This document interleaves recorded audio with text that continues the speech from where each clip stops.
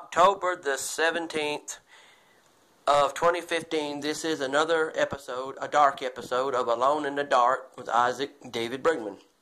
Okay, you know sometimes I get preachy and ranty on the internet. When I preach a whole sermon, then you know that that's going to be my church that I run on YouTube. If I get some preachy and some ranty on Alone in the Dark, then it'll be labeled as Alone in the Dark. But like I'm going to do one now, okay?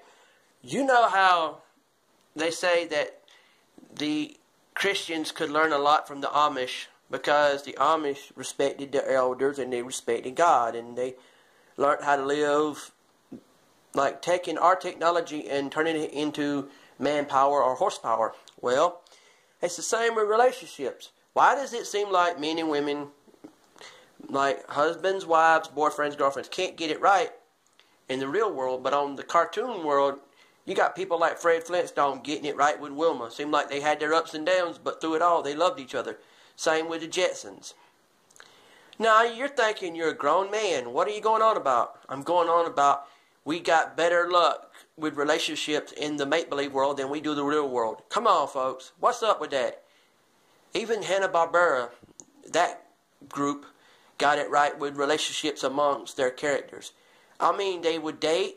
People were dating in their cartoons and are marrying in their cartoons and getting it right, staying together for years, having funny stories that we all loved as we were kids. We saw the lives of Fred and his neighbor Barney and their marriages.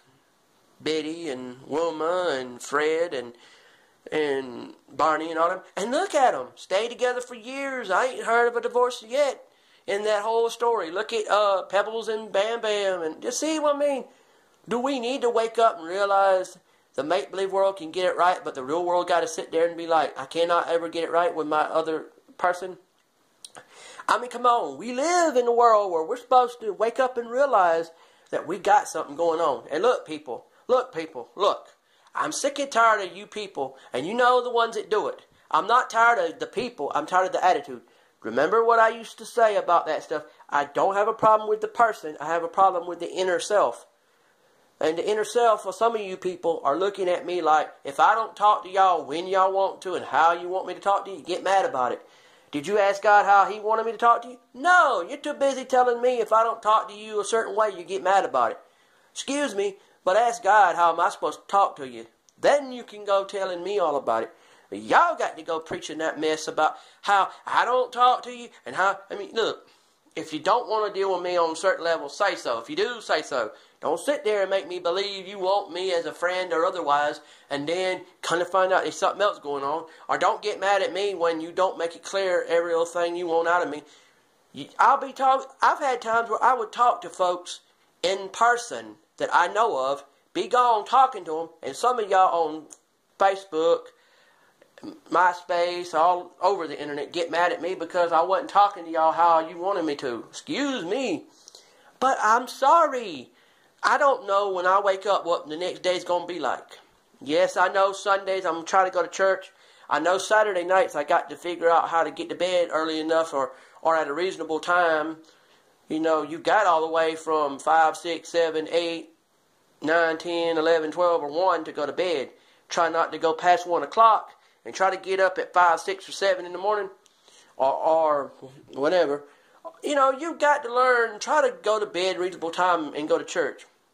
And don't worry about being so fancy at church. Because if your church has got a lax dress code where you wear whatever as long as it's decent, wear it decent. And stop the mess about don't want to go to church because you got something going on in your life. And people, if you read it on Facebook, don't believe everything you read. Ask questions. Because a lot of times people put stuff on there and you think nothing about it because you didn't know it until they told you about it. And you go to find it and you can't find it and it's hidden in there somewhere. Then you got to go through, where's it at? Where's it at? Where's it at? Where's it at? Look, ask me about my life. Ask me if I'm doing something with my life. Because if I'm not doing what these people say I'm doing, what are you worried about? And people, if you care about your friends that you have how many feet away from you, don't, if they live near you, it don't matter if they're your neighbors, your friends, or whoever. If you like them as a friend or whatever, say so. And when you say so, Say it the way you mean it. Don't sit there and say, well, I like to smoke dope, or I like to smoke cigarettes, or I like to drink beer or coffee, so I expect you to buy me that thing every time you turn around. Look, if they don't feel comfortable about it, then don't force them into it. Let them, once they tell you what their problem is, drop it. Figure out your own way to get that stuff. And I seen with my own eyes a man, and it hurt me, and I didn't say nothing, and I feel guilty for it. And I'm telling y'all right now, you know, when you open up a Bible, you know there is a sheet in the Bible that's nothing more than just almost like a paper sheet. Nothing written on it. Near the beginning of the book, tore that out, cut on it, and turned it into rolling paper for one of those tobacco joints. You know, like the rolling paper tobacco cigarettes. And I didn't say a word about it, and I should have, but it made me feel bad that someone won't deface. Some people won't deface the Bible, as in the words in the Bible, but they'll take blank pages that have no writing on it at all in the Bible, and turn them into smoking products. And you're thinking, excuse me, that's the Bible. I got that man. I knew that guy personally, and I was a friend of his, and I didn't think he had a Bible, so I went to the Salvation Army.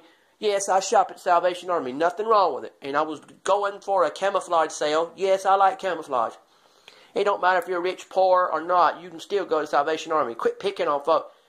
Don't pick on people if they are handicapped. Don't pick on people if they're healthy, but they just say something you don't understand. Don't pick on anybody on Social Security. Don't pick on people because they have a job you don't like. Don't pick on people if they're on food stamps or if they just don't have a lot of money. Don't pick on blacks. Don't pick on whites. Don't pick on nobody. Let God judge people. You sit there and you're telling people, well, if they're on food stamps, if they're on SSI, if they're on Social Security, or if they don't have no money at all, or don't have a job, or if they have a small-time job, or if they have a job that makes them look